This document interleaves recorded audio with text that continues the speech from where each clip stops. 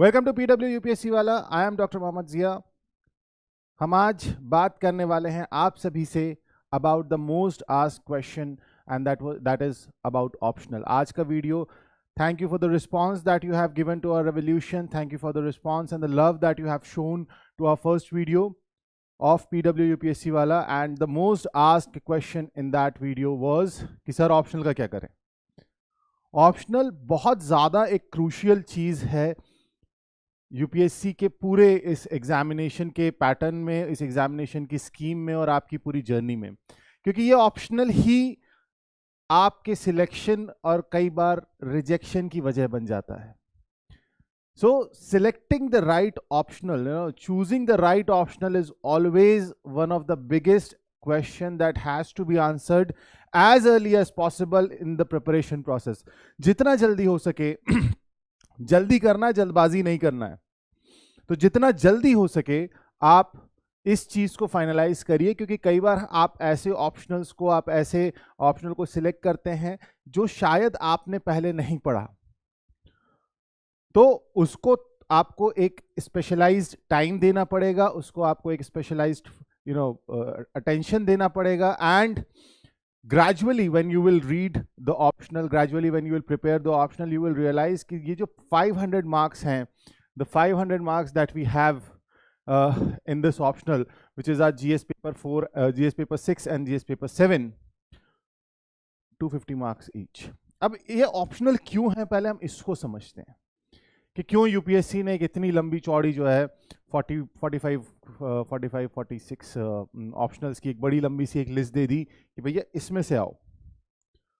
वो इसलिए क्योंकि जब आपने कहा कि आपने कहा कि मुझे यूपीएससी का सिविल सर्विसेज एग्जाम देना है और this is the syllabus that UPSC has asked you to do, now what happens, आप बोलोगे सर एग्जाम तो आप ले रहे हो, बिल्कुल ठीक बात है, एक इक्वल प्लेइंग फील्ड पे ले रहे हो जहां आपने सारे स्टूडेंट्स को सेम लेवल पे जज करना है, लेकिन तो उसके लिए आपका जो है जीएस पेपर 1, जीएस पेपर 2, 3, 4 ऐसे का पेपर है, सीसैट का पेपर है, अलग अलग पेपर्स है जो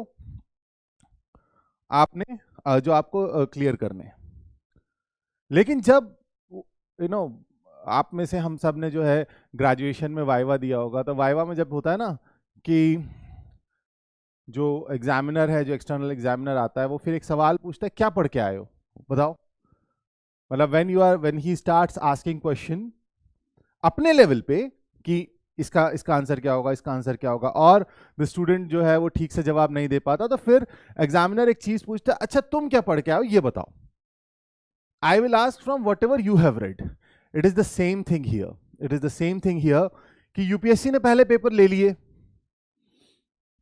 जीएस ले लिया, सीसैट ले लिया, आप उसको क्लियर कर गए, आप मेंस लिखने आए, आप मेंस लिखते वक्त आप जो है सारी चीज़ें लिख रहे हो, आपने ऐसे का पेपर दे दिया, 1, 2, 3, 4 दे दिया, और आपने बोला सर मतलब you are difficult in your zone. तो फिर यूपीएससी ने कहा ठीक है तुम क्या पढ़ के आए हो ये बताओ, तुम्हारी क्या चॉइस है, हम तुम्हारे चॉइस के सब्जेक्ट पे तुमसे सवाल करेंगे। बिल्कुल वैलिड पॉइंट है सर, इतना तो आप हमें भी लिबर्टी देंगे कि आप हमारी चॉइस की चीज पे आप सवाल करिए, बिल्कुल करिए। And then they ask questions. But जब आपको याद हो कि एग्जामिनर ये सवाल आपसे पूछता था वाइवा में कि भैया क्या पढ़ के आए हो जरा ये बताओ, whatever, if you are not able to answer these questions, okay I will ask something from your own topic, and then there is a pause जवाब देते वक्त। क्या पॉज, कौन सा टॉपिक बोलूं, कौन सा टॉपिक बोलूं, और ये वही कौन सा टॉपिक बोलने की जो कश्मकश थी, जो आप अपने कॉलेज लाइफ में, स्कूल लाइफ में जो उस वाइवा से पहले की वो जो सवाल को जवाब देने की जो 2-3 सेकंड की, 10 सेकंड की जो कश्मकश थी, वो एक्चुअली यहाँ पर आती है। And that is where you have to choose optional. Now अगर हम बात करें लिस्ट ऑफ ऑप्शनल की, तो ये वाइड रेंज ऑफ ऑप्शनल है, from agriculture to engineering to history to law management, there is a whole list of that, PSIR है, anthropology है, पब्लिक एडमिनिस्ट्रेशन है, there is a long list of optional. उन्होंने सारी चीज़ें बता दी, उन्होंने बोला ठीक है आप ह्यूमैनिटीज़ में नहीं आना चाहते हैं, आप साइंस के सब्जेक्ट्स में नहीं आना चाहते, लिटरेचर की बात करिए। सर कौन सा लिटरेचर, जो लिटरेचर आता हो, from Assamese to Urdu and finally the English literature. So around this 46-47 subjects are there, जिससे आपको ऑप्शनल एक सब्जेक्ट चूज करना अपनी मर्जी का. याद रखिएगा, इस सब्जेक्ट को चूज करते वक्त आप जरूरी नहीं है, पहला मिथ, कि क्या हम उसी सब्जेक्ट को ऑप्ट कर सकते हैं जो हमारा ग्रेजुएशन में है. हाँ भी और नहीं भी. हाँ इसलिए क्योंकि अगर आपको लगता है कि आपका ग्रेजुएशन का subject you are comfortable in that can have a better time management, go for it. अगर आपको ऐसा लगता है नहीं, I can learn something new and I have a wide range of options available in front of me, I have a wide range of options available in front of me, I can choose any one of them. Yes, you can choose any one of them, any one of them. जिसमें आपको लगता है कि आप बिल्कुल जो है ना, you will break all the records, you will get like anything and that will boost your marks for sure. That is going to boost your marks. और आप अपनी मर्जी का, again I am saying, जो लोग पहली बार यूपीएससी के बारे में सुन रहे हैं, जो लोग अभी ग्रेजुएशन लेवल पे हैं, हो सकता है आप में से कुछ, मैं देख रहा था कुछ स्कूल लेवल के स्टूडेंट्स भी कमेंट कर रहे थे, कहते सर हम स्कूल लेवल पे हैं लेकिन हमें यूपीएससी करना है, and that's a great dream. जब एक एस्पिरेंट ये फैसला लेता है कि मुझे आईएएस बनना है, चाहे वो ग्रेजुएशन में हो चाहे वो स्कूल लेवल पे हो, आप एक चीज मानिए कि आपने पहली लड़ाई जीत ली. दंगल में जब उसकी बेटी पहला दंगल लड़ने जाती तो वो कहता है दंगल लड़ने से पहले डर से लड़ना पड़ता है. तो यूपीएससी को ऑप्ट करने से पहले, यूपीएससी की तैयारी करने से पहले उस डर से या उस झिझक से लड़ना पड़ता है, यार हमसे होगा कि बिल्कुल होगा. तो जब आप ये फैसला लेते हैं ना कि I have decided to be, I am deciding that I will be an IAS officer, you have won the first battle. क्योंकि हर किसी में हिम्मत नहीं होती है ख्वाब देखने की, आपने दिखाई है. और मैं एक चीज कहूंगा, जिन्होंने आज तक हिम्मत नहीं की, एट पीडब्ल्यू हम उनको वो हिम्मत भी देंगे और वो ताकत भी देंगे जिससे उस एग्जाम को क्लियर कर सकें. सो ऑप्शन, ऑप्शनल को चूज करना. अब सर कैसे करें, ये एक बड़ा सवाल है कि ये ऑप्शनल चूज कैसे करें. आप लोग, all of you are are watching us throughout the country, and I want to tell you one thing, it is you who has to choose the optional. ये आपको तय करना है क्योंकि अल्टीमेटली फॉर्म आपने भरना है. आपकी स्ट्रेंथ और वीकनेसेस को आपसे अच्छा कोई नहीं जानता. जब एक ऑप्शन सिलेक्ट करते हैं तो सबसे इंपॉर्टेंट चीजों की अगर हम बात करें, so this is the list of optional.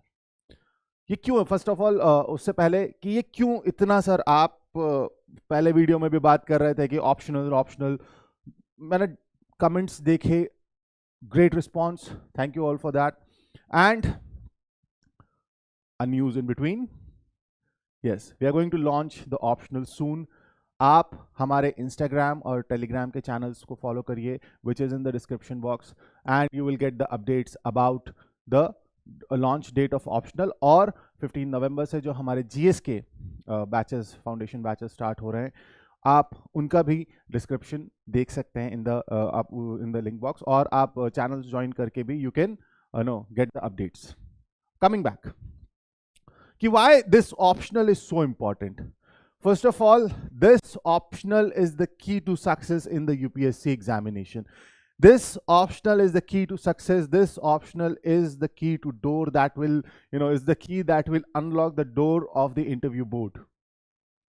उस बोर्ड रूम में अंदर जाने के लिए सबसे की एलिमेंट ये इसलिए है क्योंकि हो सकता है कभी जीएस का पेपर डिफिकल्ट आता है, कभी इजी आता है. एक चीज याद रखिएगा कि अगर पेपर मुश्किल है तो सिर्फ आपके लिए मुश्किल हो सकता है, लेकिन अगर पेपर आसान है तो वो सबके लिए आसान हो सकता है. It is not necessary that if paper is difficult for you, if paper is easy for you, it is easy for all.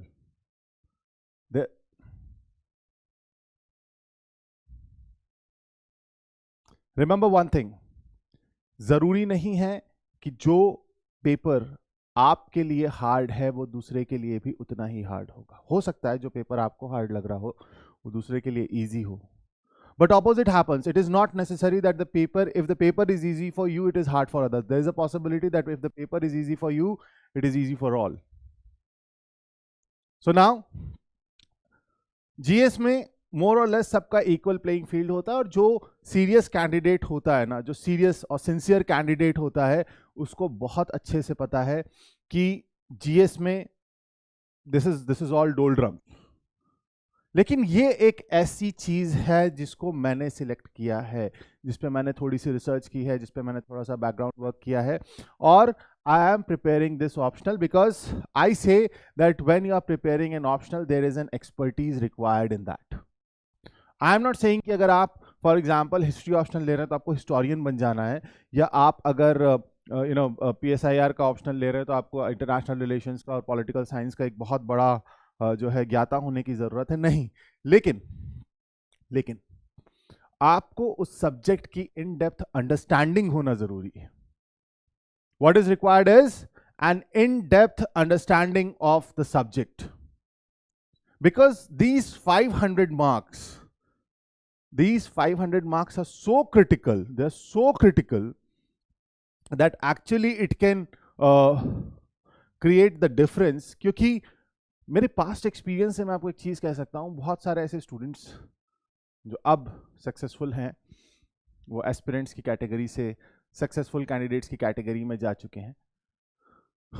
उनका एक्सपीरियंस ये रहा कि सर, ये जो हम ऑप्शनल में 50-60 नंबर के एफर्ट ज़्यादा लगा देते हैं ग्रेजुअली, वो जो है हमें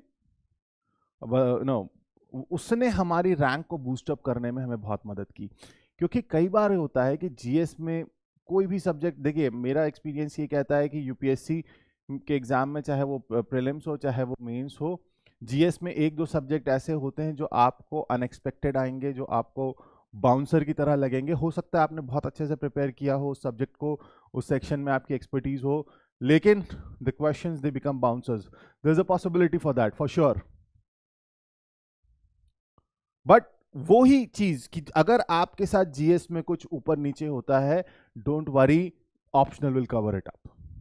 And this is with this intent and with this spirit you have to prepare your optional, कि अगर जीएस में ऊपर नीचे भी होगा तो कोई बात नहीं, मेरे पास ऑप्शनल है। क्योंकि जो पैटर्न है एग्जाम का, आपका ऑप्शनल सेकंड वीकेंड में है, तो आपको जीएस का पेपर देने के बाद इतना एहसास हो जाएगा कि भैया कुछ हो गया है, 1 हफ्ता है, 5 दिन है, कुछ एक्स्ट्रा एफर्ट किया जा सकता है, and we can boost, we can cover up whatever. If we lose some marks in GS, हम उसको ऑप्शनल में कवर करेंगे। Good score out of 500, 350 plus के आसपास आप जाते हैं तो that is considered a good score. लेकिन यहां तक पहुंचना उतना आसान नहीं है, यहां तक पहुंचना उतना आसान नहीं है। उसके लिए आसान इन द सेंस, क्योंकि दुनिया में सबसे मुश्किल काम क्या है? दुनिया में सबसे मुश्किल काम है कि आप 5 मिनट मौन बैठे और आपके दिमाग में कुछ ना चल रहा, आपको कोई एफर्ट नहीं लगाना है। You have to be silent for 5 minutes. Try that. Sit silent for 5 minutes and think nothing. See, मैंने आपको कोई पहाड़ चढ़ने को बोला ना, मैंने आपको कोई मेहनत का काम करने को बोला। मैंने तो आपसे बोला कि चुपचाप बैठे रहो बस। क्योंकि प्रॉब्लम, डिफिकल्टी किसी चीज की उसकी ऊंचाई या लंबाई में नहीं होती। डिफिकल्टी होती है कि आप जब किसी चीज पे फोकस करने की कोशिश करें with numerous distractions. There are numerous things that comes up when you are preparing for UPSC. अभी जब आप लोग तैयारी करोगे, हो सकता है आपको कोई बैचमेट, आपका क्लासमेट जो वो तैयारी नहीं कर रहा, वो जॉब करने चला गया हो, वो जॉब करने चला गया तो आपको जो है, अरे यार बताओ, और उसने पिक डाल दी एंजॉइंग इन गोवा, अब तुम टेंशन में आ गए, यार मैं क्या कर रहा हूँ, आप सही काम कर रहे हो, डोंट वरी, फाइन। लेकिन डिस्ट्रैक्शन आता है, इन चीज़ों से बचना है, इन चीज़ों को अपने प्रिपरेशन पे हावी नहीं होने देना है। दुनिया जो कर रही है करता रहे, जिस दिन हम आएंगे तो ऐसे आएंगे कि धमाका करेंगे। Will rock the world when will come as an IAS officer, as an IPS officer. So can be GS optional can be scoring and create all the difference. ये जो 500 नंबर हैं, ये जो 500 नंबर हैं, आप इसमें जितना मैक्सिमम स्कोर कर सकते हो। Every optional has its own flavour. आप जब हमारे ऑप्शनल के कोर्सेज स्टार्ट होंगे, जब हम उनको पढ़ाना शुरू करेंगे, there will not only tell you कि एक ऑप्शनल का सब्जेक्ट नॉलेज अलग चीज है, that we will tell you apart from that उस ऑप्शनल को एग्जामिनेशन हॉल में कैसे डील करना है, that how to tackle and how to grab marks in mains examination, that we will tell you. एक छोटा सा एग्जाम्पल ऑप्शनल, बिकॉज ऑप्शनल आपको हर there will be numerous faculties which will be telling you different optionals, but one thing that I can tell you कि एक छोटी सी चीज कितना difference create कर सकती। थोड़ा सा मैं जीएस की तरफ जाऊंगा।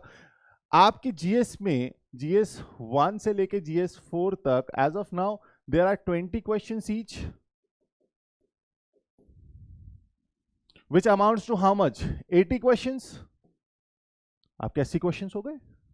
आप अगर सही अप्रोच से चलेंगे, अज्यूमिंग आप एक एवरेज स्कोर कर रहे हैं, आप एक एवरेज स्कोर तक पहुंच गए, विच इज गुड, लेकिन हाँ, गुड बनने से काम नहीं बनेगा ना, we have to be the best.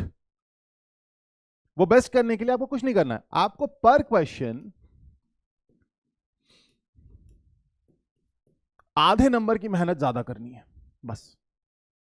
आपको इस डिजाइन में तरीके से लिखना है कि आप जीएस के आधा नंबर एक्स्ट्रा स्कोर कर सके। लेकिन अगर आप इसको टोटल देखोगे ना, this makes 40 marks in total. वैसे ही माइन्यूट अप्रोच से जब आप ऑप्शनल को डील करोगे, आप एक नॉर्मल तैयारी कर रहे हो, आप एक नंबर स्कोर करा, फॉर एग्जांपल आपने 300 स्कोर करा, कंसीडर्ड ओके, ठीक है, in some subjects it is great.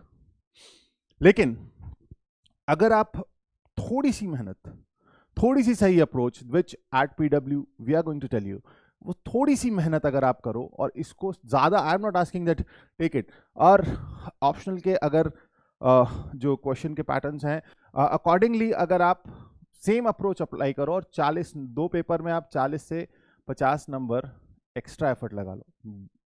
देखो, यहां से यहां पहुंचना बहुत मुश्किल है। जैसे जब हमें फीवर होता है तो 99 तक ठीक है, कोई बात नहीं, 98 से 99 जाएगा तो ठीक है, कोई बात नहीं, लेकिन 99 से 100 जाना तो बहुत बड़ी बात है। 100 से 101 जाना, कॉल द डॉक्टर। 1 डिग्री का ही फर्क है ना। अब आप बोलोगे सर 98 से 99 में तो कुछ, 97 से 98 में कुछ नहीं हुआ, लेकिन 100 से 101 बहुत बड़ा डिफरेंस है। वही चीज यहां पर एप्लीकेबल है। 300 तक ठीक है, आप पहुंचो, लेकिन उस 300 को 320, 330, 340 करना, that is the challenge. That this will create the difference. This edition, ये 300 के बाद जो आप प्लस करोगे ना, that will create the difference. So that is why I am saying you. और आप अगर हमने पिछले वीडियो में कहा था कि बताया था दैट हमने टॉपर्स के मार्क्स डिस्कस किए थे, which was including interview, it was like 1100। और अगर आप इसमें अब इस 1100 में, which is your mains plus interview, you consider the importance of this 300 marks, और आउट ऑफ 500 आप जो भी स्कोर करते हो आप उसका इंपॉर्टेंस समझ सकते हो। One of my student was qualified in 18 में, उसका क्लियर हुआ, 19 में, सॉरी 2019 वाला अटेम्प्ट क्लियर हुआ, लेकिन गॉट गुड रैंक। उसने बोला सर फिर से करना है, what to do? I said see, GS is your okay. I found that he was not going well in optional. मैं भाई एक काम कर, डबल फोकस कर दे ऑप्शन पे and try to bridge this gap. He followed that and he came up with good rank. So optional will create the difference. I won't say can, optional will create the difference. So this is the importance of optional. Ab, how to choose an optional? Again a big question. And sir, main question, how to choose an optional. The main question is how to choose an optional. सबसे पहले हम यहां पर एक चीज देखते हैं. Now the main question is how to choose an optional. We see here that there are various parameters, आप अलग अलग जगह पे देखोगे, अलग अलग टीचर्स, अलग अलग फैकल्टीज, मेंटर्स आपको अलग अलग स्ट्रैटेजी बताते हैं जो सही भी है, क्योंकि देर इज बिकॉज ये एक इतना वाइड और ब्रॉड बेस का क्वेश्चन है कि इसका एक जवाब नहीं है, इसके मल्टीपल जवाब है, क्योंकि there are multiple factors which will determine what your optional should be, and optional is affecting multiple things. तो सबसे पहले हम बात करते हैं आपके एकेडमिक बैकग्राउंड की।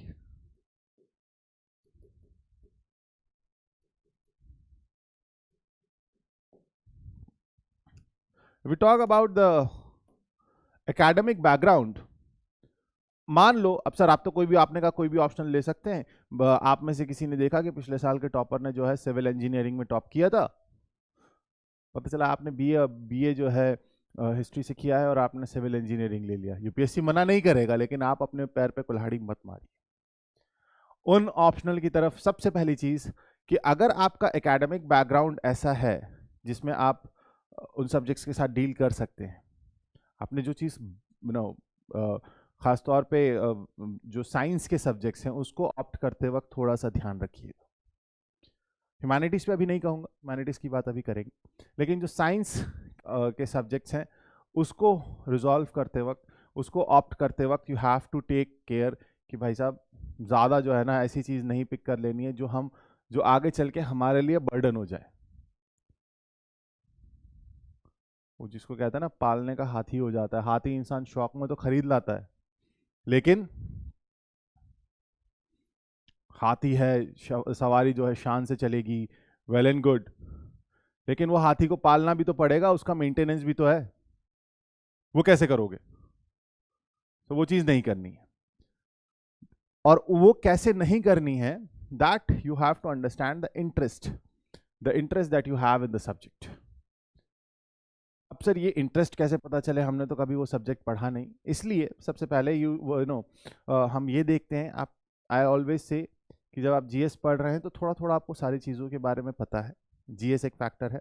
उसके बाद आपको पता चला कि आपको लगा यार मुझे जो है ना पीएसआईआर करना चाहिए, पॉलिटिकल साइंस पीएसआईआर, लेकिन आपको पॉलिटिकल साइंस अच्छा लग रहा है, आपको आईआर समझ में नहीं आ रहा है, या आपको आईआर समझ में आ रहा है, आपको पॉलिटिकल साइंस समझ में नहीं आ रहा है, sir that will definitely not be a good choice.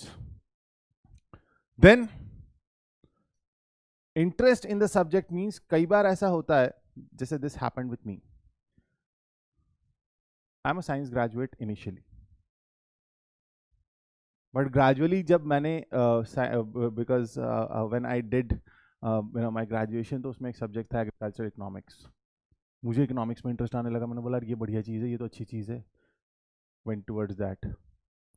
फिर थोड़ा सा इकोनॉमिक हिस्ट्री पढ़ी तो मैंने लगा हिस्ट्री उससे ज़्यादा इंटरेस्टिंग है यार, went towards that. So it is not necessary कि आपने जो इनिशियल ईयर्स में किया है वही आपको इंटरेस्ट हो सकता है। आपको इंटरेस्ट मतलब जो आपको अट्रैक्ट करे, आपको लगे यार ये बढ़िया चीज़ है, इसको सीखेंगे तो कुछ एड ऑन मिलेगा हमारी पर्सनल लाइफ में।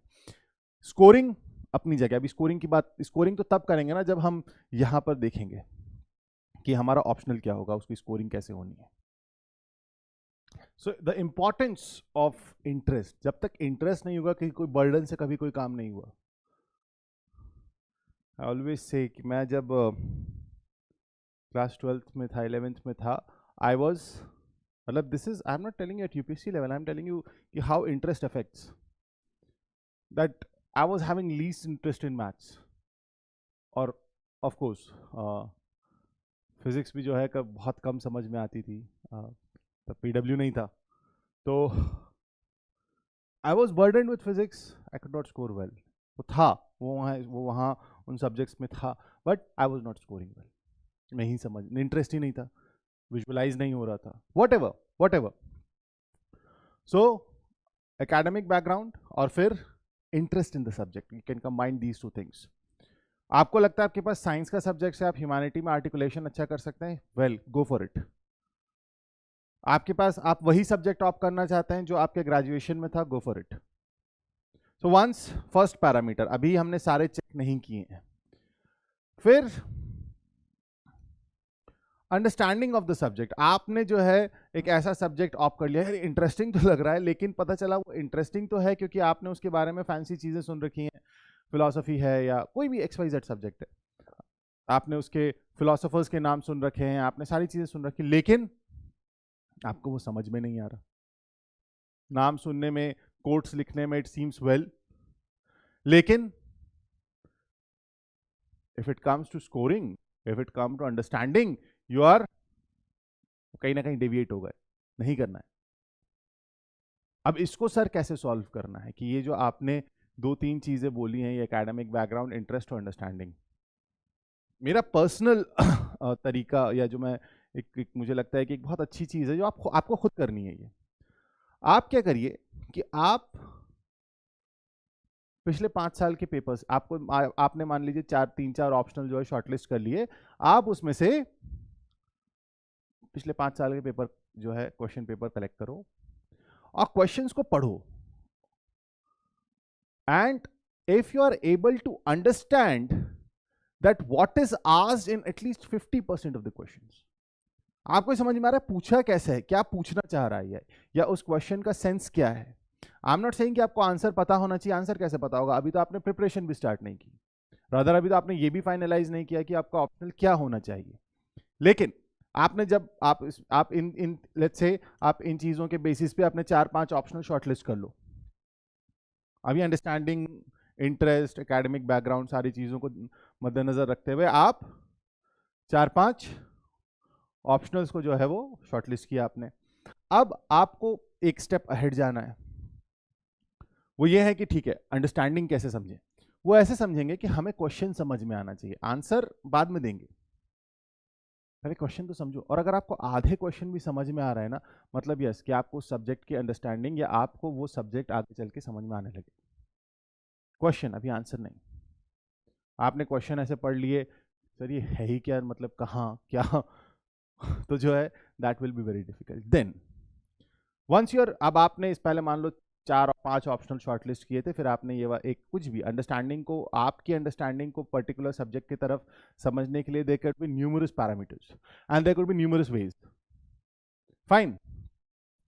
Then you see another thing कि आप ऐसे ऑप्शनल्स पे आ गए जहां अवेलेबिलिटी ऑफ रिसोर्सेज को आपको आइडेंटिफाई करना है। अब अवेलेबिलिटी ऑफ रिसोर्सेज क्या है, सबसे इंपॉर्टेंट है कि क्या उसके बारे में मुझे इंफॉर्मेशन इजीली मिल जाएगी, क्या उस सब्जेक्ट से रिलेटेड कंटेंट मुझे इजीली मिल जाएगा, क्या उस सब्जेक्ट से रिलेटेड मेंटरशिप मुझे इजीली मिल जाएगी, क्या उस सब्जेक्ट से रिलेटेड जो स्टडी मटेरियल है, जो भी गाइडेंस है, स्टडी मटेरियल है, मेंटरशिप है, can we get that easily.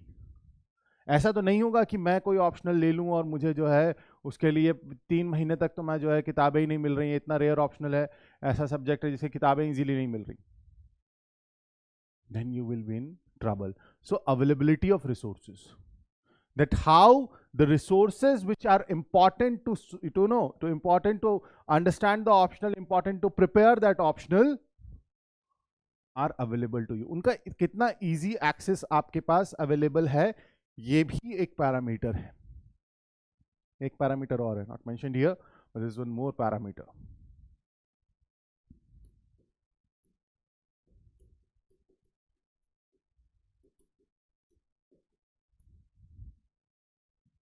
कि आप जो ऑप्शनल ले रहे हो, आप जो ऑप्शनल चूज कर रहे हो, उसका क्या जीएस में कुछ ओवरलैपिंग पार्ट है? क्योंकि अगर ये है, अगर ये चीज एग्जिस्ट करती है, then we can come with a better time management. अगर ये चीज एग्जिस्ट करती, सारी चीजें आ गई, अब एक चीज और देख लो कि क्या जो ऑप्शनल हम ले रहे हैं वो हमारे जीएस के साथ ओवरलैप कर रहा है। अगर हाँ, तो एक चीज का बेनिफिट हो सकता है, जरूरी नहीं है कि ओवरलैप करे, ये आपके टाइम मैनेजमेंट के ऊपर है, ये आपकी पर्सनल स्किल्स के ऊपर है कि आप उसको किस तरीके से ऑप्शनल और जीएस का बैलेंस क्रिएट करेंगे। लेकिन जब आप ऑप्शनल देख कि आपको लगता है सर हिस्ट्री, ज्योग्राफी, पीएसआईआर है, फिलोसफी है इन सर्टेन केसेस, इकोनॉमी है, तो देयर न्यूमरस सब्जेक्ट्स जो हिस्ट्री में, जो जीएस में कहीं ना कहीं ओवरलैप करते हैं, जो जीएस में क्या कर रहे हैं, ओवरलैप कर रहे हैं। ठीक है, आपका जीएस का प्रिपरेशन टाइम बच जाएगा कि आपको उन सब्जेक्ट्स को हो सकता है ना प्रिपेयर करना पड़े अलग से जीएस के लिए। लेकिन आपको उसकी सबसे इंपॉर्टेंट चीज पे ध्यान रखना होगा कि जब आप जीएस के लिए प्रिपेयर कर रहे हैं तो you have to answer as a generalist, but when you are answering the same thing for an optional you have to answer it with more depth and more understanding. एक problem जो आती है जो उन एस्पिरेंट्स के साथ जो उन्हीं सब्जेक्ट्स को ऑप्ट करते हैं जो कि उनका जो वो जीएस से रिलेटेड सब्जेक्ट्स को ऑप्ट करते हैं, वो जीएस में डेविएट होना शुरू कर देते हैं क्योंकि वहां वो इन डेप्थ आंसर लिखना शुरू कर देते हैं।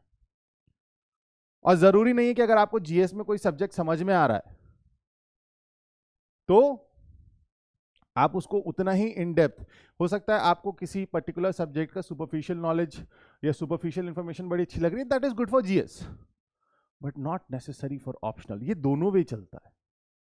तो आप अगर इस and most of the students can balance this is not a tough job. आप जब ऑप्शनल पढ़ लोगे तो हो सकता है आपको एसए में काम आ जाए, जीएस 4 में काम आ जाए, एथिक्स वाला जो पेपर है उसमें आपको काम आ जाएगा। तो आप अब देखोगे कि ओवरलैपिंग कितनी है। अगर आपका टाइम बच रहा है, मींस अगर आपका जीएस का 75 to 80 मार्क्स का पार्ट कवर हो रहा है, that is well and good and plus you can take one essay as well. हो सकता है एक टॉपिक आपका जो है जीएस के उसमें जो है वो एसे के पेपर में आपके ऑप्शन से आ जाए, बोनस। तो अब आपको ये भी देखना होगा कि एसे किस पे, एसे के टॉपिक्स क्या हैं, जीएस में कितनी ओवरलैपिंग है। लेकिन ये लास्ट चीज है और सबसे लीस्ट इंपॉर्टेंट चीज है। क्यों? क्योंकि जरूरी नहीं है, मैंने आप अभी आई टेल यू कि कई लोगों ने जो है फिजिक्स से, कई लोगों ने जो है सिविल इंजीनियरिंग से, मैकेनिकल इंजीनियरिंग से, मैथमेटिक्स से टॉप किया क्योंकि वो यहीं तक उनको लगा कि यार ये जो चीजें हैं ना ये मैंने सेटिस्फाई कर ली, मैं इस पे स्कोर कर लूंगा। अगर आपको इसके बाद भी दुविधा है, even if you are in dilemma even after these things, then you can go for this. The common mistake people do, they first go for this कि हम ये पढ़ लेते हैं तो जीएस में, जीएस तो वैसे भी करना है, उसका तो कोई रिप्लेसमेंट नहीं है, उसका कोई सब्स्टिट्यूट नहीं है। Follow this pattern. सबसे पहले अपने आप को तो सेटिस्फाई करो कि मैं इस सब्जेक्ट को पूरा कर लूंगा। So now when you have done all this, आप सब्जेक्ट्स पे आ गए। अब जो कॉमन मिस्टेक्स हैं या जो कॉमन मिथ्स हैं विच आर रिलेटेड टू, और what we can say the don'ts stuff, क्या नहीं करना या क्या जो है आपको ऐसे पैरामीटर्स को ध्यान नहीं देना है। एकेडमिक बैकग्राउंड होना अलग चीज़ है और ज़रूरी नहीं है कि वही जो आपका ग्रेजुएशन सब्जेक्ट हो वही आपको ऑप्शनल हो। Having academic background is a different story,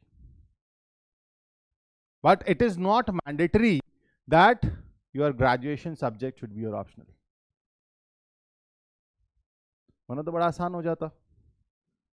और ऑनेस्टली मैंने बहुत सारे इंजीनियर्स को देखा है कि उन्होंने ह्यूमैनिटीज के सब्जेक्ट लेकर रैंक लेके आए हो क्योंकि उनको उनका आर्टिकुलेशन उस सब्जेक्ट में अच्छा था, उन्होंने बोला we can do this well, they did well. So first convince yourself that you can do well in a particular subject. Don't feel कि यार इस सब्जेक्ट से टॉपर आया था तो मैं भी ये ले लूं। और ये बहुत ना कॉमन ट्रेंड है पिछले कई सालों से, आई एम ऑब्जर्विंग दैट जो भी मतलब जिस साल भी जो टॉपर्स का ऑप्शनल होता है ना, अगले साल उस ऑप्शनल में लोग बढ़ जाते हैं। अरे वो उसका पर्सनल स्पेस था, उसका कंफर्ट जोन था जिसमें उसने इस ऑप्शनल को सिलेक्ट किया, इस ऑप्शनल को चूज किया, इस ऑप्शनल में टॉप किया। आपके रिसोर्सेज, आपकी अवेलेबिलिटी ऑफ आपकी अंडरस्टैंडिंग ऑफ द सब्जेक्ट्स, आपकी availability of the resources is different. Don't go by this कि टॉपर्स का ऑप्शनल था तो हम भी कर लेंगे। आपकी सिचुएशंस अलग हैं, हर किसी की अलग है। जितने लोग ये वीडियो देख रहे हैं हर किसी की सिचुएशन अलग है। ये आपको सेल्फ इंटरेस्ट पे, सेल्फ डिसीजन पे आपको इस चीज का जवाब देना है। You have to ask yourself that what is going to be my optional. I am telling you the way, it is you who has to walk. So don't trust this thing कि topper का optional ये था तो हम भी ये ले लेते हैं। वो उसने अपने अपने कंफर्ट जोन में लिया था। कई बार होता है 2 साल प्रिपरेशन हो गई सर, ऑप्शनल बदल लेते हैं, नहीं कर पा रहे हैं। पहले एनालिसिस करना था कि क्या गलती कर रहे हैं. So don't have this myth. No optional is scoring optional. जो कहते हैं ना ये ऑप्शनल बड़ा स्कोरिंग है, सर कोई ऑप्शनल स्कोरिंग नहीं है. अगर आपको समझ में नहीं आ रहा है तो सर वही ऑप्शनल स्कोरिंग है जिसमें आप बेस्ट कर सकते हो.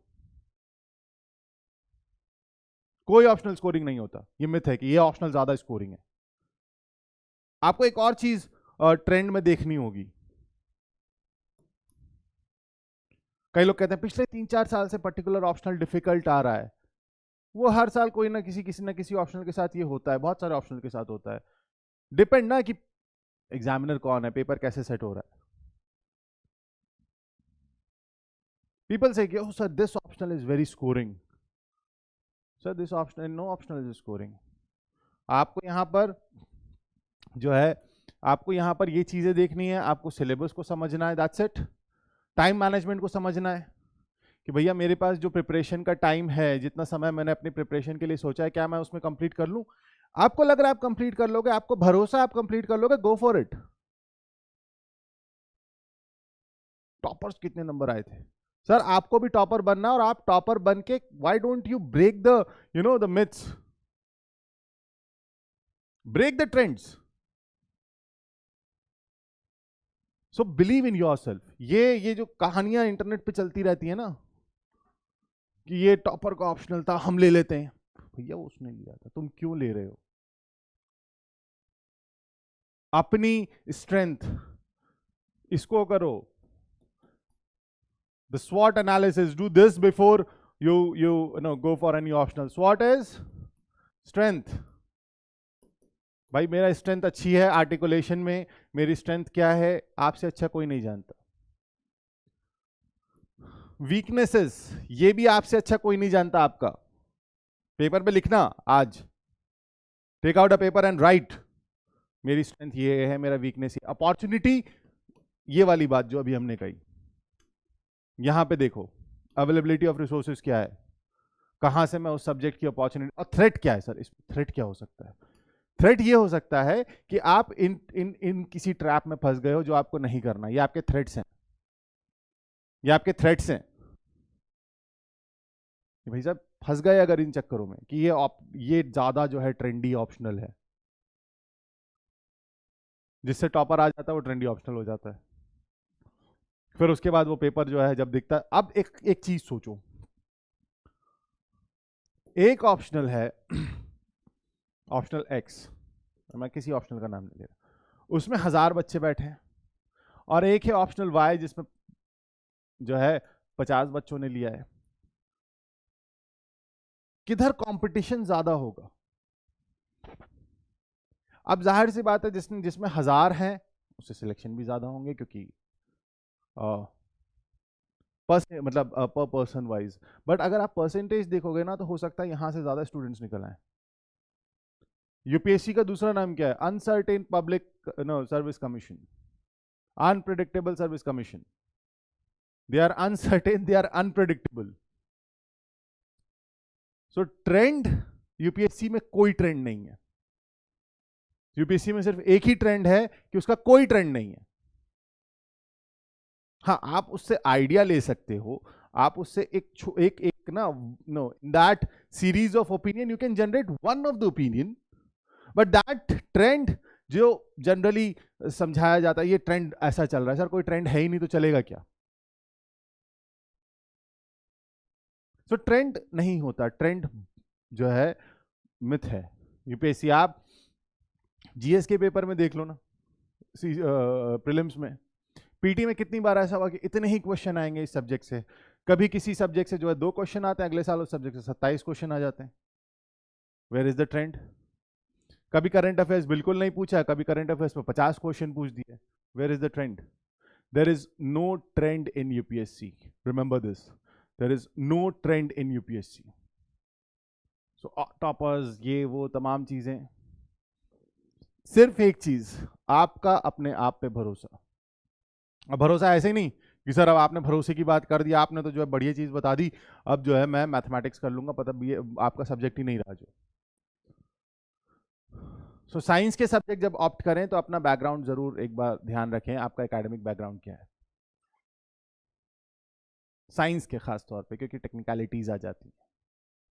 ह्यूमैनिटीज में क्योंकि आर्टिकुलेशन है, ह्यूमैनिटीज के सब्जेक्ट जो हैं आपके जीएस में भी हैं, ओवरलैपिंग पार्ट्स हैं, काफ़ी चीज़ें, और वो आपको वैसे भी ह्यूमैनिटीज के सब्जेक्ट को काउंटर करना ही है, तो ठीक है, you can go for that because they are good. And if you have good articulation, if you have good experience of writing well, any optional is good for you.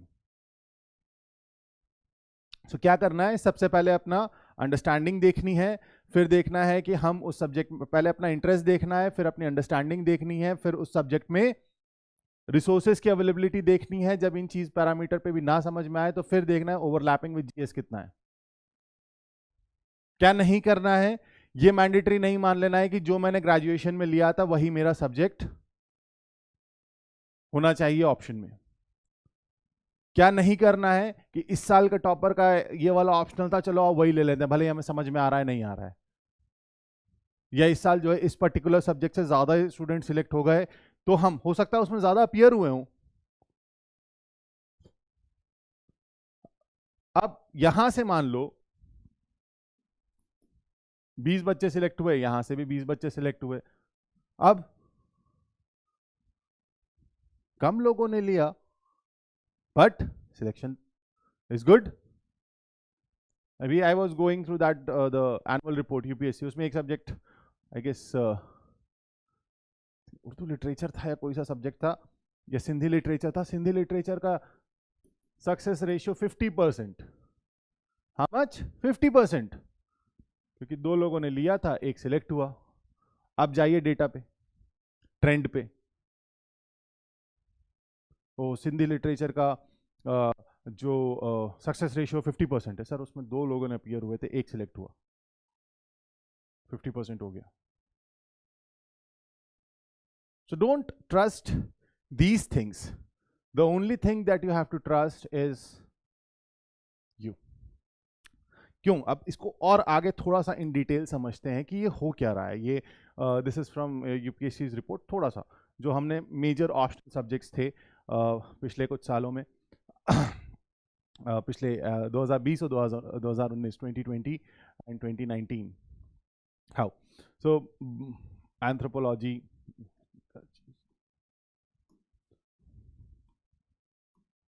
okay, anthropology, economics, geography, history, law. Up you can see that, you can see law में success ratio 10.2% है, geography में 5.5% है। अब आप इसको trust करेंगे, and you see the number of students appeared here and you see the number of students appeared here. These are just informative in nature, understand this. These figures are just informative in nature. हाँ, आप इसमें बोलोगे sir ये top optionals में से ही select होते हैं, हाँ और नहीं, दोनों चीजें एक साथ अप्लाई होती हैं। इसीलिए ऑप्शनल चूज करते वक्त अपनी स्ट्रेंथ, वीकनेस, अपॉर्चुनिटी, थ्रेट, उसको ध्यान रखिए। अब ये दिख रहा है आपको यहाँ पे, let's say like anthropology, economics, geography, history, law, mathematics, mechanical engineering, okay, mechanical engineering, उसके बाद हम देखते हैं मेडिकल साइंस। अब सर अब ये भी मत कर लेना कि सर मेडिकल साइंस में तो जो है 10% सक्सेस रेशियो है ना। अब देखो जितनी बातें मैं आपको बता रहा था, और मैकेनिकल इंजीनियरिंग में तो 5% सक्सेस रेशियो है। मैंने इंजीनियरिंग तो मैकेनिकल की है, लेकिन इधर सक्सेस रेशियो ज्यादा है, तो आई will go for this. Don't do this sir, don't do this. Academic background भी तो मैटर करता है फॉर दैट केस। फिलॉसफी है, PSIR है, देखो 8% है, it's good. Psychology, public administration, sociology, तो ये लाइक मेजर टॉप सब्जेक्ट्स है जो ट्रेंड्स में है। लेकिन आपको लग रहा है नहीं सर मैं तो संस्कृत लिटरेचर में अच्छा कर सकता हूँ, किसी को लग रहा है नहीं मैं हिंदी लिटरेचर में अच्छा कर सकता हूँ, बिल्कुल करिए, you can do that, there is no problem in that. इसीलिए ये लिस्ट यहाँ पर रखी ताकि, ठीक है, आई अग्री कि ये अब इस पे मेडिकल साइंस है बहुत सारे सब्जेक्ट्स हैं जो यहाँ पे लाइक ऑप्शनल्स में आपको दिख रहे हैं, इसमें इतने स्टूडेंट्स अपीयर हो रहे हैं, इनका सक्सेस रेशियो अच्छा है and all, but if you see the optional subject of this are the top, जो टॉप रैंकर्स थे उनको ऑप्शनल सब्जेक्ट्स है पिछले 10 साल का, अरेंज्ड रैंक वाइज, मतलब rank 1, this is your rank 1, I won't take names, rank 1 2 3 4 5 6 7 8 10। अब यहाँ पे फिजिक्स दिख जाता है, वहाँ हमारे लिस्ट में फिजिक्स नहीं था, जो हमने जो एक ट्रेंड है कि ये मेजर ऑप्शनल्स हैं, ये ट्रेंडिंग ऑप्शनल्स हैं, उसकी लिस्ट में फिजिक्स था ही नहीं। उस लिस्ट में मैकेनिकल इंजीनियरिंग था, लेकिन आप ये देखो यहाँ भी सिविल इंजीनियरिंग, यहाँ भी सिविल इंजीनियरिंग।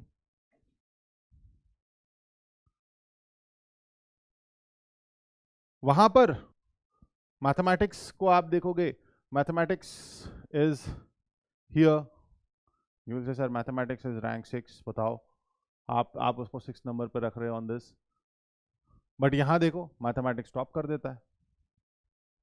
पब्लिक एडमिनिस्ट्रेशन वहां कहीं नीचे आ रहा है तो पब्लिक एडमिनिस्ट्रेशन टॉप कर देता है। समझ में आ रहा है what's happening? It's not about figures, it's not about subjects, it's not about trends, it's about how well a student can express himself or herself in the subject. How well you can display that, yes, this is my understanding, this is my, this is how. जैसे एक चीज समझो, हम parties में जाते हैं तो हम वेल ड्रेस्ड होके जाते हैं ना, ताकि लोगों को ये पता चले कि भैया हाँ, because people are we live in a world where people are judgmental, तो यू विल से नहीं, I feel more confident in a particular attire. You have numerous attires, आपके पास अलग अलग जो है, वो आपको लगता है नहीं यार, सम पीपल आर देयर जो कहते हैं कहीं यार ज्यादा सूट पहन लो तो जो है, if I have a 3 piece और a suit I don't feel that comfortable, I will go in simple formals. And वो ज्यादा एक्सप्रेसिव है, वो ज्यादा जो है कहना चाहिए कि अपीलिंग लगता है उनके ऊपर, वो सिर्फ क्योंकि सब सूट पहन के जा रहे हैं, एक ट्रेंड बन गया कि ऐसी पर्टिकुलर पार्टी में सूट पहन के जाना है, इसलिए मैं भी सूट पहन लूं, मैं कंफर्टेबल नहीं हूं sir, simple. Some are comfortable in jeans, some are comfortable in trousers, fine, let it be। लेकिन आप तो वही पहनोगे ना जो जिसमें आप कॉन्फिडेंट फील करोगे, जिसमें आपको लगेगा कि हाँ यार attire is good. Same applies here. आपके वार्डरोब में सारी चीजें हैं बाहर, और उस वार्डरोब की बाहर की दुनिया में एक ट्रेंड जनरेट कर दिया गया है, लेकिन आप वही पहनो जिसमें आप कॉन्फिडेंट फील करो। सो आई थिंक हम एक जनरलाइज्ड वे में मैंने आपको कुछ चीजें बता दी हैं कि ऑप्शनल सिलेक्ट करने के क्या क्या पैरामीटर्स हैं। What you will do, you will go for a do a स्वॉट एनालिसिस फॉर योरसेल्फ। लिखो एक पेपर पे, ये मेरी स्ट्रेंथ है, ये मेरी वीकनेस है, और अपने साथ बेईमानी मत करो कि नहीं आगे जाके कर लेंगे, नहीं, अभी अभी की बात करो, talk about now. And trust me, आप इस चीज को अच्छे से कर लोगे। आप जिस भी ऑप्शनल पे आप अराइव करते हो, आप उसमें अच्छा करोगे। वो XYZ पर्सन ने कह दिया कि ये वाला ऑप्शनल जो है बढ़िया है, स्कोरिंग है, हाँ आई अग्री, कुछ ऑप्शनल के सिलेबस जो है वो लेंदी है, कुछ के बहुत प्रिसाइज है, लेकिन मैं लेंदी ऑप्शनल, अगर सिलेबस लेंदी है तो क्या हुआ, मैं उसमें अच्छा स्कोर कर सकता हूं, which is is going to complement me. ऐसा ना हो कि मैं एक ऐसा ऑप्शनल ले लूं जिसके बारे में मुझे ज्यादा नहीं पता है, somehow I get through, interview में ऑप्शनल में सवाल आ जाए, इंटरव्यू में पूछा जाए अच्छा आपका ऑप्शनल ये था, ये वाली बात बताइए, you are blank, that will raise question, that will raise question. So I repeat again, dos, सबसे पहले अपनी अंडरस्टैंडिंग देखो, अपना इंटरेस्ट देखो, एकेडमिक बैकग्राउंड देखो, अवेलेबिलिटी ऑफ रिसोर्सेज देखो, ओवरलैपिंग इन जीएस देखो, फिर एक ऑप्शनल पे आओ। इसको समझने के लिए पास्ट ईयर के क्वेश्चन पेपर्स आपके लिए एक बहुत हेल्पफुल रिसोर्स। सिलेबस मत देखना, मतलब कि ये सिलेबस पढ़ लेते हैं, नहीं, देखो, बिल्कुल सिलेबस भी देखो, लेकिन पास्ट ईयर के क्वेश्चंस, आपको सिलेबस तो सारा समझ में आएगा। इकोनॉमिक्स ऑप्शनल में लिखा है प्लानिंग इन इंडिया, आप बोलोगे बढ़िया चीज है, प्लानिंग तो मैं पढ़ लूंगा, फिर उसके क्वेश्चन देखे तो पता चला वो गॉन। ज्योग्राफी ऑप्शन में देखा geography of India, reverse of India लिखा हुआ है, आप बड़े खुश कि यार ये तो मैं बढ़िया से कर लूंगा, लेकिन जब सवाल की उस टॉपिक पे सवाल देखा तो ये क्या पूछ लिया। सो सिर्फ सिलेबस नहीं देखना है, सिलेबस के साथ पास्ट ईयर पेपर्स भी देखना है, and then finally you arrive. जो नहीं करना है वो अननेसेसरीली ऐसे सब्जेक्ट्स के उसमें नहीं फंसना है, इसलिए क्योंकि आपका ग्रेजुएशन का सब्जेक्ट है, या इसलिए कि वो ट्रेंडिंग है, या इसलिए कि उसको टॉपर्स का सब्जेक्ट था। अब मैथमेटिक्स देख लो, यहाँ पे पब्लिक एडमिनिस्ट्रेशन नीचे था, sociology, there are subjects, I know there are subjects which are useful, क्योंकि वो चीजें हैं, वो सब्जेक्ट टू सब्जेक्ट वैरी करता है, लेकिन वो सब्जेक्ट टू सब्जेक्ट से ज्यादा वो इंडिविजुअल टू इंडिविजुअल वैरी करता है कि कौन इंडिविजुअल कितना अच्छा परफॉर्म किस सब्जेक्ट में करेगा।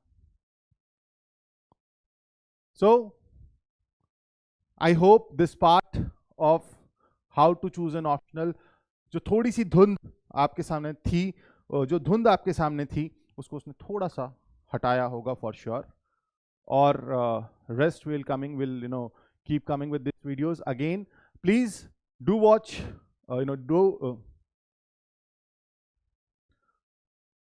for further information please हमारे जो channels हैं उनके लिंक डिस्क्रिप्शन बॉक्स में है, go through them, and our courses, foundation courses are starting from 15th of November, चाहे वो इंग्लिश के हों, हिंदी के हों या इंग्लिश के हों, the bilingual batches, we all are going to start that. Do visit the website for further information, and about optionals, date of launching optionals will be and about optionals, the date of optionals will be announced soon, बहुत जल्दी हम उसको भी launch करेंगे. Till then, have a great time. जय हिंद.